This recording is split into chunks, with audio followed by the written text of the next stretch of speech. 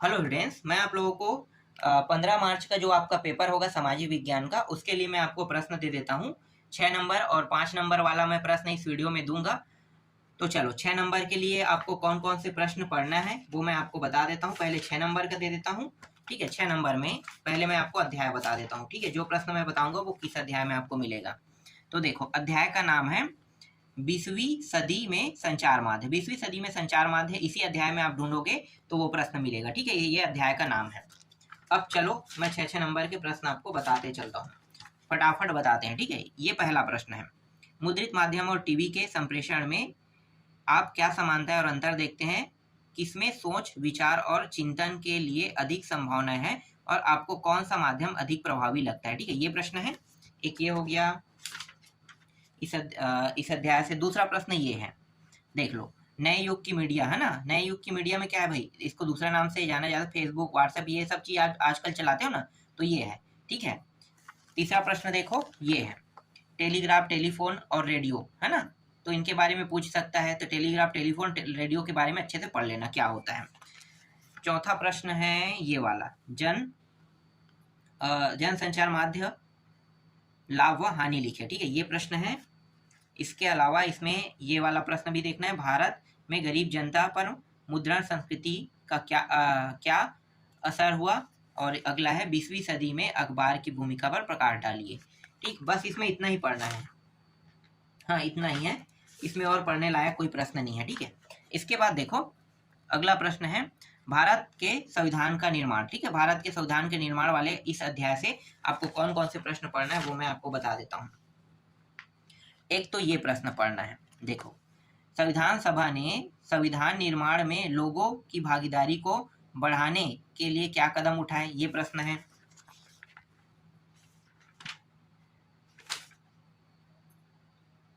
इसके अलावा इसमें ज्यादा प्रश्न नहीं पढ़ना है, इस अध्याय में 2 3 प्रश्न पढ़ना है। ठीक है, ये दूसरा प्रश्न, इसको पढ़ना है। भारत प्रभु संपन्न समाजवादी धर्मनिरपेक्ष लोकतंत्री गणराज्य व्याख्या करें। ठीक है, ये प्रश्न। और अगला जो प्रश्न आपको पढ़ना है वो ये है, भारतीय संविधान की प्रमुख विशेषताओं की समझाइए, है ना। तो ये को समझाइए है, ये प्रश्न है। बस इसमें इतना ही है। चलो, अगला अध्याय दिखाता हूं मैं आपको अब। देखो, अध्याय का नाम है संविधान, शासन व्यवस्था और सामाजिक सरोकार, है ना। इस अध्याय से भी 6 अंक के प्रश्न आएंगे। तो कौन कौन सा पढ़ना है मैं आपको बता देता हूं। देखो, एक तो ये वाला प्रश्न पढ़ना है, शक्ति पृथक्करण सिद्धांत का संक्षिप्त परिचय दीजिए, ये एक प्रश्न है। और ये छोटा सा प्रश्न है, राष्ट्रपति, भारत का राष्ट्रपति बनने के लिए कौन कौन सी योग्यता होनी चाहिए ना, तो ये पूछ सकता है। तो इसको एक नजर देख लेना, इतना इंपॉर्टेंट तो नहीं है लेकिन एक नजर में देख लेना। ठीक है, अगला ये प्रश्न है, संसद का न्यायिक काम क्या है? इस काम को उच्चतम न्यायालय को न देकर संसद को क्यों दिया गया होगा? ठीक है, ये प्रश्न है। इसके बाद ये वाला प्रश्न देखो, लोकसभा कार्यपालिका पर कारगर ढंग से नियंत्रण रखने की नहीं बल्कि जन भावनाओं और जनता की अपेक्षाओं की अभिव्यक्ति का मंच है, क्या आप इससे सहमत है? कारण बताइए, ये प्रश्न आपको देखना है।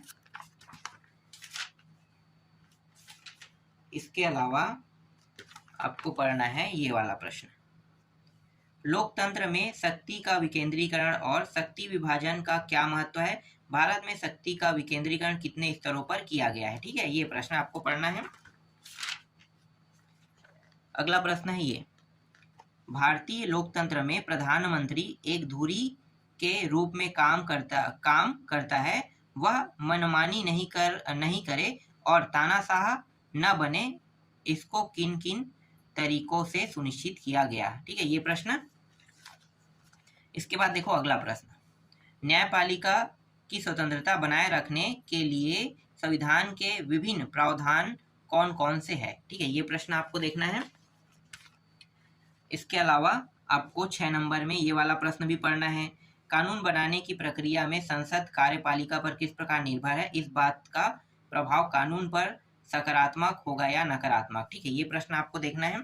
इसके बाद ये प्रश्न, भारत के राष्ट्रपति की शक्तियों व कार्यों की संक्षेप में विवेचना कीजिए, और इसको दूसरे नाम से इस प्रकार से भी जाना जाता है। ठीक है, और है क्या इसमें प्रश्न, देखते हैं कितने प्रश्न और है ज़्यादा प्रश्न नहीं है। ये वाला देखो, भारतीय संसद के कार्यों का वर्णन कीजिए, है ना ये प्रश्न। अगला ये है, प्रधानमंत्री एवं मंत्रिपरिषद के संबंधों को बतलाते हुए प्रधानमंत्री के कार्यों का विवरण दीजिए, ये प्रश्न। और ये रहा, सर्वोच्च न्यायालय की शक्ति एवं कर्तव्यों का वर्णन कीजिए। और एक है बिल से संबंधित है ना, चलो उस प्रश्न को मैं छोड़ देता हूँ। भारतीय लोकतंत्र में प्रधानमंत्री धुरी वाला है ना, बिल उल वाला है, वो पहले ही मैंने बता दिया है। तो बिल है, शून्यकाल है ना, अविश्वास प्रस्ताव, तो ये सब चीज वाला जो है ना, इसको मैं पहले ही बता दिया हूँ, तो इसमें छोड़ देते हैं हम लोग, ठीक है। इसके बाद अगला हमें देखना है, देखो अगला देखना है 6 नंबर के लिए आपको इस अध्याय को देखना है, लोकतंत्र में जन सहभागिता। लोकतंत्र में जन सहभागिता से भी 6 अंक के प्रश्न आएंगे। तो कौन कौन सा प्रश्न देखना है, बहुत ज्यादा मैं नहीं बता रहा हूँ ना, बहुत सारे प्रश्नों को मैंने काट दिया है। तो ये है, मतदाता किन कारणों से मतदान करने नहीं जाते, ये प्रश्न। दूसरा ये है, दबाव समूह और राजनीतिक दलों में अंतर। नेक्स्ट प्रश्न देखो, ये है, मतदान किसे कहते हैं, भारत में मतदान व्यवहार को प्रभावित करने वाले कारकों का उल्लेख कीजिए, है ना ये प्रश्न है। अगला प्रश्न ये है, मतदान व्यवहार को प्रभावित करने वाले तत्व कौन कौन से हैं। नेक्स्ट है, किस दबाव समूह का शासन व राजनीतिक दलों में सर्वाधिक प्रभाव, एक मिनट है ना, प्रभाव चर्चा करें, ये प्रश्न है। अगला है, लोकतंत्र में संगठन बनाने का अधिकार क्यों जरूरी है, ये प्रश्न है। इसके बाद ये वाला, ठीक है, राजनीतिक दल व दबाव समूह की विशेषताएं लिखिए। ये वाला प्रश्न 2023 में आया था, मतदान प्रक्रिया के 6 बिंदु लिखकर संक्षिप्त व्याख्या कीजिए, ठीक है। ये प्रश्न जो आया है, इनके आने के चांसेस कम होते हैं, फिर भी मैं दे रहा हूँ। कई बार क्या होता है, एक आध प्रश्न को रिपीट कर देते हैं। निर्वाचन आयोग के 6 कार्यों को लिखकर व्याख्या कीजिए, ये प्रश्न। महिला मतदाताओं की मतदान का प्रतिशत कम होने के 6 कारण लिखिए। और ये है अगला, लोकतंत्र में राजनीतिक दल की क्या आवश्यकता है, इस प्रश्न को आपको देखना है। इसके अलावा ये प्रश्न, स्थानीय निकाय में चुनाव का प्रतिशत क्यों बढ़ा हुआ रहता है, ये प्रश्न है। और एक है ये वाला, ठीक है, ये अंतिम प्रश्न है, दबाव समूह के महत्व लिखिए, ठीक है, दबाव समूह के महत्व लिखिए। तो ये अंतिम प्रश्न है। तो 6 अंक के प्रश्नों को मैंने आपको बता दिया। अब देखने वाले हैं 55 अंक के प्रश्नों को। तो 55 अंक के प्रश्न में कौन कौन से देखने को मिल सकता है, मैं आपको अध्याय बता देता हूँ। देखो, कृषि वाले अध्याय, पिछले साल दोनों प्रश्न कृषि वाले अध्याय से आया था, और कृषि वाले जो प्रश्न थे ना, मतलब ये जो परीक्षा बोध है इसमें नहीं था, है ना। तो पिछले साल ना परीक्षा बोध में वो प्रश्न नहीं था। मैं पहले आपको उसी को दिखा देता हूँ, दोनों प्रश्नों को। देखो, ये दोनों प्रश्न हैं जिनके नाम है, भारतीय कृषि की कमी उत्पादकता के कारणों को संक्षेप में लिखिए, ये प्रश्न आया था। और एक अथवा में आया था, ये कृषि का भारत के लिए बहुत अधिक महत्व है, किन्हीं 5 बिंदुओं में स्पष्ट कीजिए। तो हमारा भारत देश कृषि प्रधान देश है, कृषि से संबंधित कोई भी प्रश्न आएगा तो जितना आप जानते हो ना उसको आपको लिखना है। ये दोनों प्रश्न, इन दोनों प्रश्नों के उत्तर पढ़ने की आवश्यकता नहीं, ये आसानी से आपसे बन जाएगा। इसलिए कृषि ज्यादा महत्वपूर्ण नहीं होता है ना, कृषि वाला टॉपिक महत्वपूर्ण मैं नहीं कहूंगा, मतलब ज्यादा कठिन नहीं होता है, सब कहो, ठीक है, महत्वपूर्ण कह दिया था, कठिन कहो, कठिन नहीं होता है ना, महत्वपूर्ण तो है लेकिन कठिन नहीं होता है। देखो, एक प्रश्न ये है, खरीफ रबी जायद फसलों का विवरण उदाहरण से दीजिए, है ना, ये प्रश्न आ सकता है, इसको देख लेना। इसके बाद अगला है, फसलों के उत्पादन में वृद्धि के कुछ आधारभूत कारण लिखिए, ये प्रश्न है।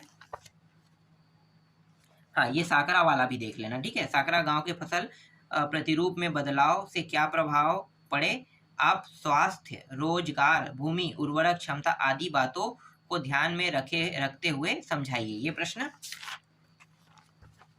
इसके बाद ये है, मोटे अनाज के उत्पादन में कमी होने के कारण।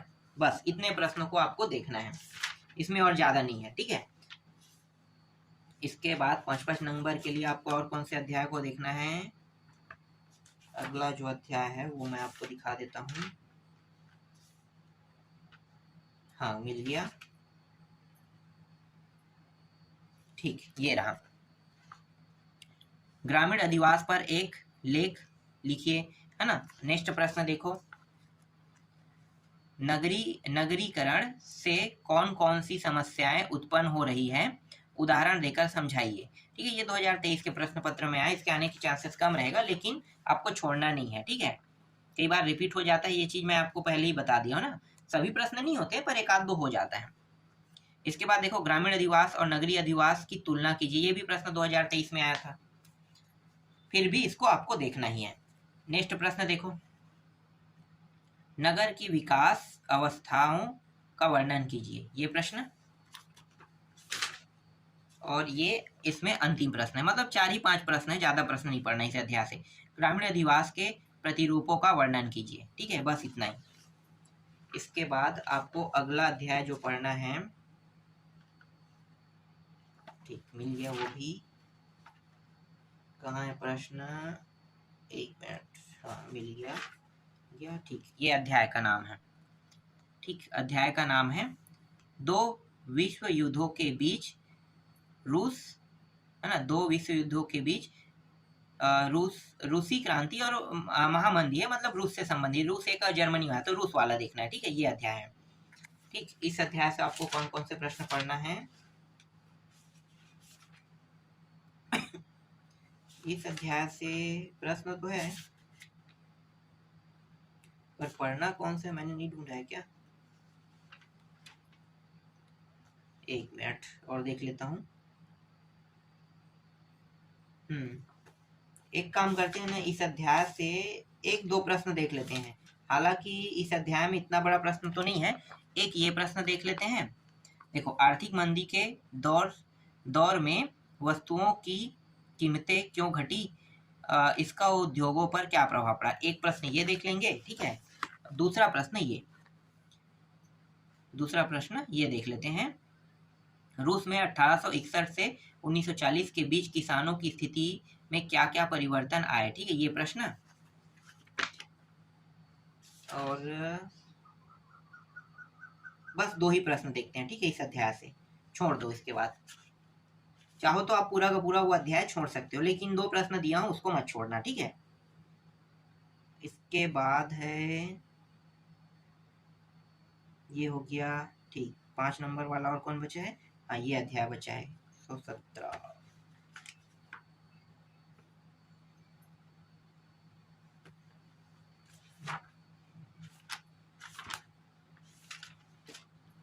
ठीक, इस अध्याय को देख लेते हैं।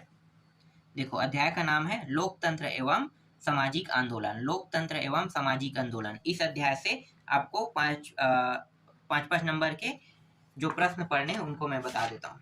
तो 5 नंबर के प्रश्न में आपको कौन कौन सा प्रश्न पढ़ना है? ये भी नहीं है। ठीक है, ये है। देखो, एक ये है, शांति आंदोलन में शामिल लोग अशांति को रोकने के लिए क्या कदम उठा सकते हैं? आपके विचार में देशों के बीच शांति होना क्यों जरूरी? ये प्रश्न आपको पढ़ना है। अगला प्रश्न ये वाला पढ़ना है, सामाजिक आंदोलन की प्रकृति या प्रमुख विशेषताएं। ठीक है, ये हो गया।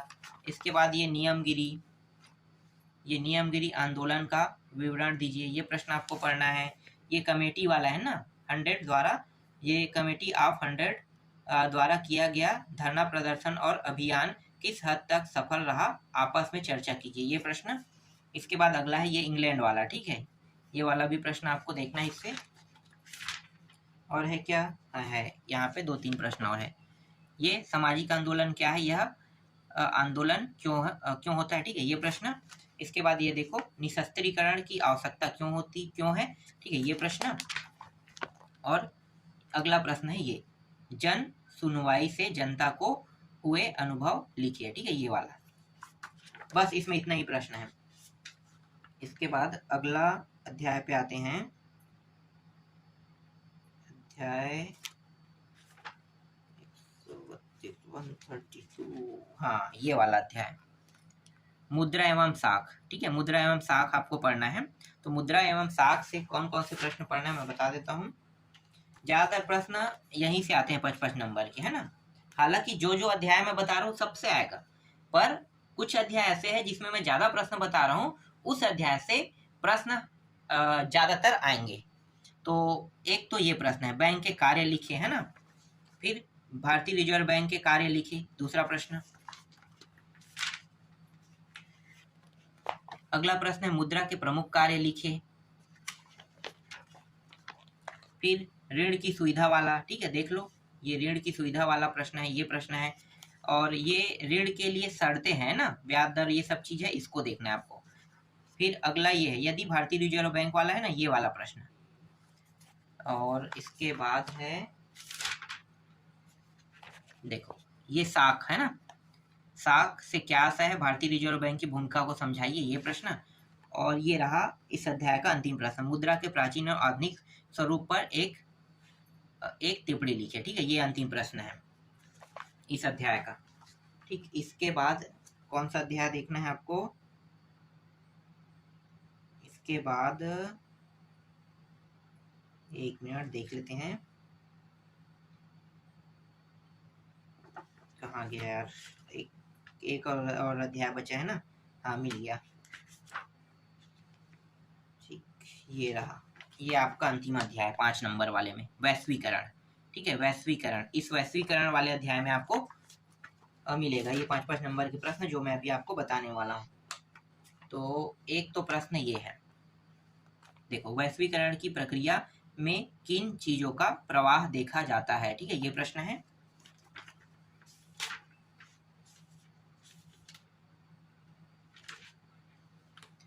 दूसरा प्रश्न ये है, वैश्वीकरण से क्या आशा है, भारत में वैश्वीकरण के प्रभाव को स्पष्ट कीजिए। नेक्स्ट है, वैश्वीकरण में पर्यावरण को किस तरह प्रभावित किया है, चर्चा कीजिए। या वैश्वीकरण के दुष्प्रभाव भी कहेगा ना, तो यही टॉपिक लिखना है ना। हो सकता है यहाँ पे प्रभावित, देखो पर्यावरण को किस तरह प्रभावित कर रहा है कह रहे हैं, और ये दुष्प्रभाव, तो दोनों एक ही है, अलग नहीं है, ठीक है। अगर इस प्रश्न में दुष्प्रभाव करके आता है तो आपको यही प्रश्न लिखना है, मतलब इसमें जो उत्तर है उसी को लिखना है।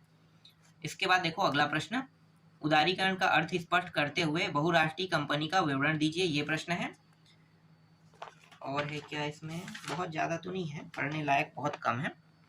देखो ये अगला प्रश्न है, दूसरे देशों में बहुराष्ट्रीय कंपनी किस प्रकार उत्पादन पर नियंत्रण स्थापित करती, ये हो गया।